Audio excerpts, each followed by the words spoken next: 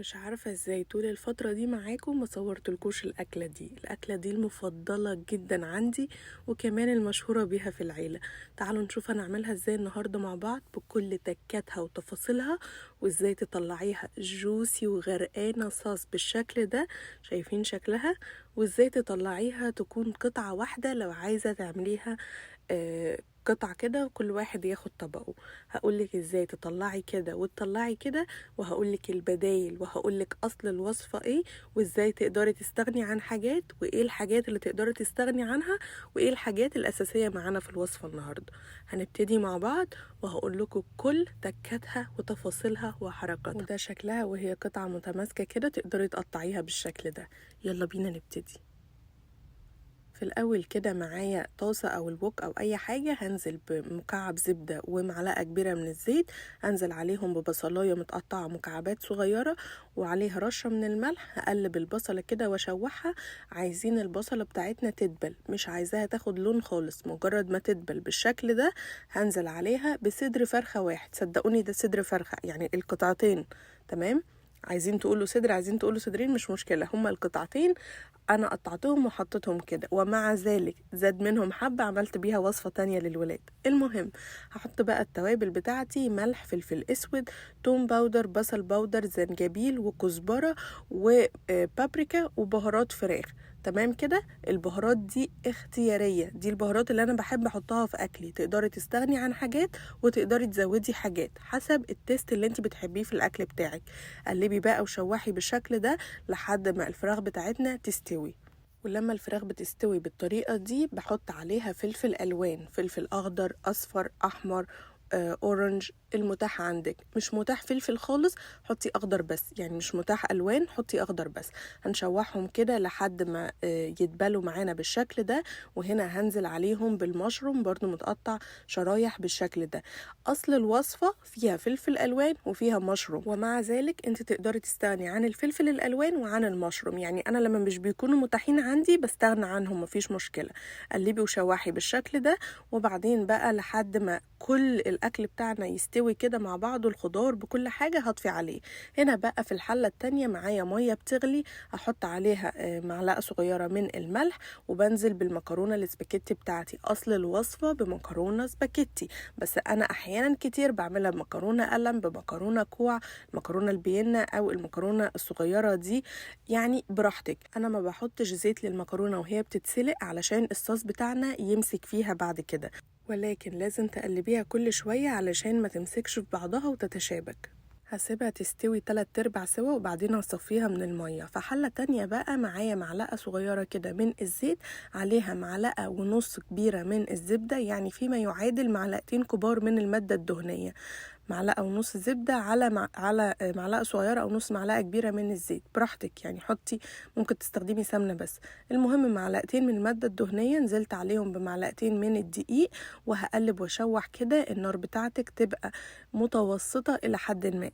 اول ما الدقيق بتاعك بيستوي بتنزلي عليه باللبن. طب اعرف ازاي ان الدقيق بتاعي استوى؟ شايفين شكله عمل ازاي؟ بدأ يغير بس لسه مغيرش كله لون، فبفضل اقلب فيه واشوح فيه علشان مش حته تاخد لون وحته لا. بتفضلي تقلبي فيه لحد ما الدقيق يستوي ويبدأ ياخد لون بني فاتح جدا جدا جدا، يعني بيج كده. شايفين شكله عامل ازاي؟ هنا بقى بنزل عليه باللبن او بالحليب. هحط بقى لتر من اللبن او لتر من الحليب، فيما يعادل 4 كوبايات يعني من مج الشاي بتاعنا اليومي ده اللي متعودين عليه. هنا بقى هنزل باللبن وهقلب، ولازم ايدك فيه ما تسيبهوش خالص. قلبي كده دايما علشان ما يتكتلش وعلشان الدقيق بتاعنا يدوب. التوابل بقى معايا: ملح، فلفل ابيض، لو ما فيش حطي فلفل اسود، توم باودر، بصل باودر، رشه من الحبهان المطحون او الهيل المطحون يعني، رشه من الزنجبيل، وكمان رشه من جوز الطيب. ولو عايزه تستغني عنها استغني عنها، مع انها بتدي تست حلوه قوي للاكل. هنا بقى بفضل اقلب في البشاميل بتاعي لحد ما يتقل. هوريكي شكله دلوقتي، هتلاقي اللبن سخن وبدأ يتقل معاكي. شايفين بدأ يبقبق ازاي؟ مش دي الدرجة اللي انا عايزة اوصل لها. احنا هنفضل نقلب فيه حبة كمان علشان احنا حاطين بشاميل كتير بالنسبة للدقيق، فتفضلي تقلبي فيه هيتقل معاكي حبة كمان. ليه بنحط لبن كتير او بشاميل او حليب كتير للبشاميل بتاع النجريسكو؟ علشان الصوص بتاع النجريسكو بيبقى اخف من الصوص بتاع البشاميل بيبقى صوصها اتقل شوية من الصوص بتاع النجريسكو. اعتقد كده عرفتوا احنا بنعمل ايه النهارده. فاحنا بنعمل نجريسكو.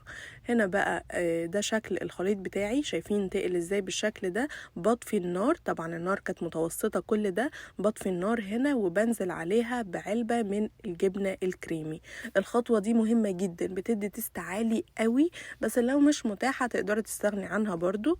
وممكن تحطي معلقتين جبنه او مثلثين جبنه، مش لازم العلبه كامله يعني، بس هي بتعلي التست قوي بصراحة. بتفضلي تقلبي فيها كده لحد ما تدوب معاكي في البشاميل، والنار مش بتبقى شغالة، النار بتبقى مطفية وهي بتدوب مع سخونة البشاميل بتاعك.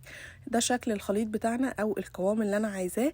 هاخد منه معلقتين 3 كده على جنب علشان الوش، وهنزل بقى بالمكرونة بتاعتي بعد ما صفيتها من المية في البشاميل او في الصوص بالشكل ده. قلبيها بقى مع بعض كويس جدا علشان كلها تتغلف كده بالبشاميل وتتشرب كده فيها. النار مطفية تمام.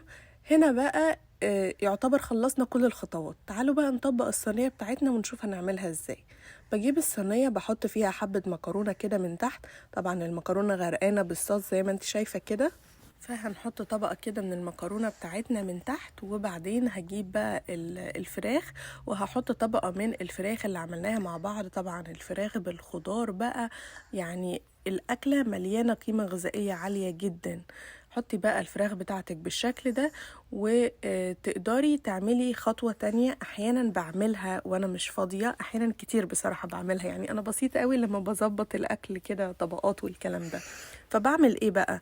بحط المكرونة على الصوص بتاعي زي ما عملت الاول، وكمان بحط الفراخ على الصوص، يعني بيبقى كله على بعضه كده خلطبيطة بالصلصة، وتحطيه كله في الصينية وبعدين تحطي الوش بتاعك. احيانا كتير جدا بعمل ده وبيبقى حلو قوي برضو، بس انا حبيت اعمله لكم مترتب كده وطبقات علشان التصوير بس. فبعد ما حطيتي طبقة الفراخ بتحطي بقى طبقة من الزيتون الاسود او زيتون الكلاماتا لو متاح، ده اصل الوصفة برضو، بس لو مش متاح تقدري تستغني عنها. وحطيت رشة كده من الجبنة الموتزاريلا علشان ادلع الصينية بتاعتي. حطيت طبقة كده في النص، وبعدين برجع احط باقي المكرونة بتاعتي على الوش. بحط طبقة كده على الوش برضو، وكده بقى حطيت كل المكرونة بتاعتي على الوش من فوق. وكمان ده حبة صوص كده كانوا في الحلة فحطيتهم، والحبة اللي شلناهم على جنب في الأول فحطيتهم بقى على الوش بالشكل ده. تقدري زي ما بقولك تحطي كل حاجة على بعضها وتحطيها في الصينية، وبعدين البشاميل اللي انت شلتيه على شلتيه من شوية يعني المعلقتين 3 دول ترجعي تحطيهم على الوش، وكده تبقي خلصتي الصينية من غير طبقات. وترجعي بقى تحطي جبنة موتزاريلا على الوش. طب انا ما عنديش جبنة موتزاريلا او مش عايزه استخدم جبنه موتزاريلا او مش متوفر اي حاجه، هتعملي بيضه واحده تحط عليها رشه ملح رشه فلفل اسود، تقلبيهم مع بعض كويس جدا وتحطيهم بدل الجبنه الموتزاريلا. يعني تقدري تستغني عن رشه الجبنه الموتزاريلا دي ببيضه واحده تحطيها كده على الوش بتاع الصينيه بتاعتك، وبرده هتدي لون حلو قوي للصينيه بتاعتك. هنا بقى ده شكل الصينيه بعد ما خلصتها، شايفين شكلها عامل ازاي والطبقات. بس برضو انا عندي رايي، واحيانا كتير ببقى مستعجله وبعملها كلها خلطبيطه بالصلصه. ده شكل الصينيه، حطيتها في صينيه تانية عشان ما تبهدليش الفرن. وده شكلها بعد ما خرجت من الفرن، شكلها حلو قوي وطعمها يجنن. جربوها وهتعجبكم جدا وهتدمنوها، وهترجعوا تقولوا لي رايكم فيها بعد ما تجربوها. وزي ما قلت لكم الحاجات اللي تقدروا تستغنوا عنها لو مش موجوده عندكم او مش متوفره عندكم فتقدروا تستغنوا عنها. بس في حاجات اساسيه زي المكرونه، زي البشاميل، زي الفراخ، زي البصله كده، يعني في حاجات اساسيه وفي حاجات نقدر نستغنى عنها. ولما تطلعيها وهي سخنه بتطلع شكلها سايحه ونايحه بالشكل ده كده، شايفين شكلها والصوص عامل ازاي. ولو عايزه تطلعيها قطعه واحده فبتقطعيها بعد ما تبرد، لازم الصينيه بتاعتك تبرد كويس وبعدين تقطعيها. هتطلع معاكي قطعه واحده، ولكن لما بتبقي عاملاها بمكرونه سباكيتي مش بيطلع شكلها منتظم قوي زي ما انت شايفه كده من تحت. لكن لو عاملاها بمكرونه بينا او اي نوع مكرونه تاني فهتطلع معاكي القطعه متماسكه وماسكه نفسها كده ومنتظمه الشكل. تمام كده الفيديو بتاعنا يكون خلص. اتمنى يكون عجبكم. لو عجبك ما تنسيش تعملي لايك وشير وتقولي لي رايك في الوصفه بتاعه النهارده. ولو اول مره بتشوفيني ما تنسيش تشتركي، تعملي سبسكرايب وتفعلي زرار الجرس علشان يوصلك كل الفيديوهات الجديده اللي بتنزل وصفه جديده كل يوم. ولو وصلتي معايا لاخر الفيديو اكتبي لي في الكومنتات نجرسكو. لو كتبتي نجرسكو هعرف انك وصلتي لاخر الفيديو. اشوفكم المره الجايه في حاجه جديده نتعلمها سوا. باي باي.